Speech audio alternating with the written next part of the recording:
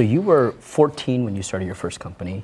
Then Stardall, you were Stardall was 21, 22. 21. You took over as the CEO of uTorrent when you were 22. 22, and then Spotify, you were 23. 23 when you started it. Was youth an advantage in starting those companies? Yeah, definitely. Like, I think, you know, if you ask entrepreneurs, would you have done it if you knew how hard it would be? Most would have said no.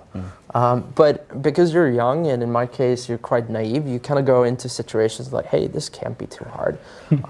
When I started Spotify, I didn't actually know that I needed licenses from record labels. I was like, well, you know, we'll This is figure it out. easy, you stream it. Yeah, exactly. So, you know, I got introduced to some people and they said, no, you kind of need some license. Well, that can't be too hard. You know, surely they must be up for it. It took me about 2.5 years later to kind of get started.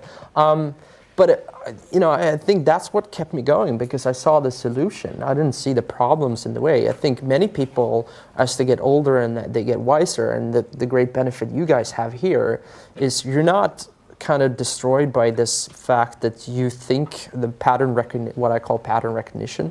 You don't really have that. So instead you see, oh, well, this is not how I want it to work. So you actually go out and you seek a solution. Where a lot of people, if they have a lot of experience, will say, well, this is not going to work because of X, Y, Z. Well, it turns out that most things does work. And what I think is like the most inspiring thing ever, and I say this, you know, people come up to me and they ask me about ideas for companies. And I said, in all honesty, I have no idea.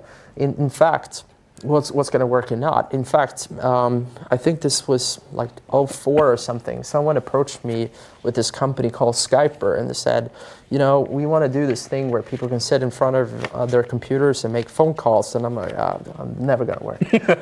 And that turned out to be a pretty big thing too.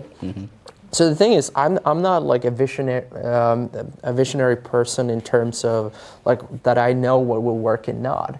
What I do know, however, is that if you keep executing, like the right person will figure out a way to sell umbrellas in Sahara, because they'll figure out that it's for sun protection, or they'll figure out a way where it can generate electricity or something like that. But it's really all about execution, and ideas is 5%, execution is 95%.